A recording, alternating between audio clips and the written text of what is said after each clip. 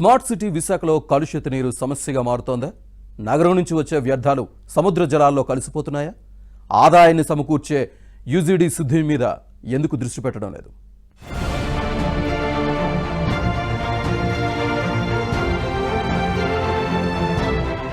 మహానగరంగా రూపుదిద్దుకున్న విశాఖపట్నం అభివృద్ధి పదంలో దూసుకుపోతోంది. ఓవైపు కడలి కెరటాల సవ్వడులు, మరోవైపు పచ్చదనం పరుచుకున్న ప్రకృతి అందాలు పెట్టని ఆభరణాలుగా కనిపిస్తున్నాయి. అంతటి మహానగరం విశాఖపట్నంను ఇప్పుడు కలుషిత నీటి సమస్య వెంటాడుతోంది. రోజురోజుకు విశాఖ నగర పరిధి పెరగటంతో నివాసాల సంఖ్య పెరిగింది. అయితే ప్రతి ఇంటి నుంచి వచ్చే వ్యర్థ జలాలను శుద్ధి చేసి వినియోగంలోకి తీసుకొస్తే వాటి వలన జీవీఎంసీ ఆదాయం, జలాల కాలుష్యం తగ్గుతుంది. కానీ ఆ దిశగా అడుగులు వేయటం లేదు. విశాఖ నగరం మెజార్టీ సముద్రాన్ని ఆనుకునే కొనసాగుతోంది. అటు స్టీల్ ప్లాంట్ నుంచి మొదలు పెడితే ఇటు భీమిలి వరకు అనేక చోట్ల మురుగునీరు సముద్రంలో కలిసిపోతోంది. ఇందులో ఎక్కువ శాతం హార్బర్ నుంచి రిషికొండ వరకు ఉన్న ప్రాంతంలో ఎక్కువ కాలుష్యం అవుతోంది.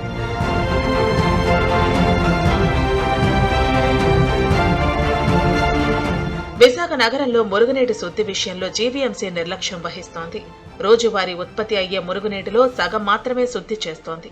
ఇటు స్టీల్ ప్లాంట్ నుంచి భీమిలి వరకు ఉన్న ప్రాంతంలో సముద్రం, నదులు, గెడ్డల్లోకి మురుగునీటిని వదిలేస్తోంది. ముఖ్యంగా నగరంలో ఫిషింగ్ హార్బర్ నుంచి రిషికొండ వరకు శుద్ధి చేయని మురుగునీరు గెడ్డల ద్వారా సముద్రంలో కలుస్తోంది.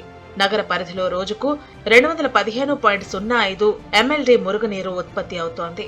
జీవీఎంసీ పరిధిలో 179.5 MLD మురుగునీటిని శుద్ధి చేసే సామర్థ్యం ఉన్న 19 సీవేజ్ ట్రీట్మెంట్ ప్లాంట్లు మాత్రమే ఉన్నాయి.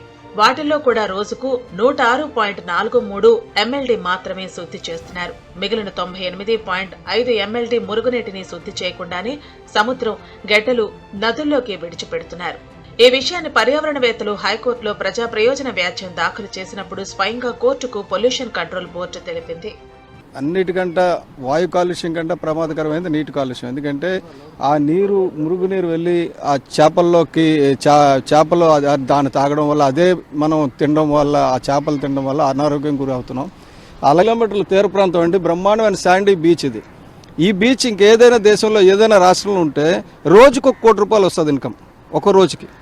అటువంటి బీచ్ని నాశనం చేసుకుంటూ ఇక్కడ మత్స్యకారుల జీవితాలు 20,000 మంది మత్స్యకారుల భవిష్యత్తు నాశనం అవుతుందని చెప్పి నేను కోర్టులో కేసు వేసింది ఉంది.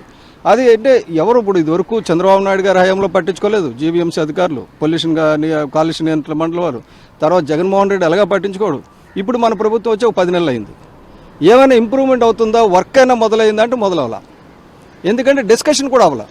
విశాఖ నగరంలో పెందుర్తి, గాజుబాక, మధురవాడ ప్రాంతాల్లో భూగర్భ డ్రైనేజీ వ్యవస్థ పూర్తిగా అందుబాటులోకి రాకపోవడంతో ఆయా ప్రాంతాల్లో మురుగునీటిని గెడ్డలతో వదులుతున్నారు. మురుగునీటిని శుద్ధి చేయకపోవటం వల్ల నేరుగా సముద్రంలో కలుస్తోంది.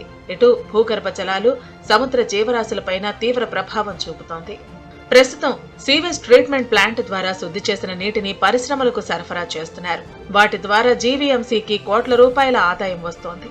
మరోవైపు ఇప్పటి వరకు విశాఖ జీవీఎంసీ పరిధిలో సుమారుగా 60,000 గృహాలకు 655 కిలోమీటర్ల మేర యూజీడీ లైన్లు వేశారు. వాటిని పంపింగ్ స్టేషన్ల ద్వారా బ్యాలెన్సింగ్ సెంటర్లకు పంపించి అక్కడి నుండి సీవేజ్ ట్రీట్మెంట్ ప్లాంట్ల ద్వారా శుద్ధి చేసి వదలాలి. అంతటి సామర్థ్యం లేకపోవడం వలన చాలా వరకు నేరుగా సముద్ర జలాల్లో కలిసిపోతోంది.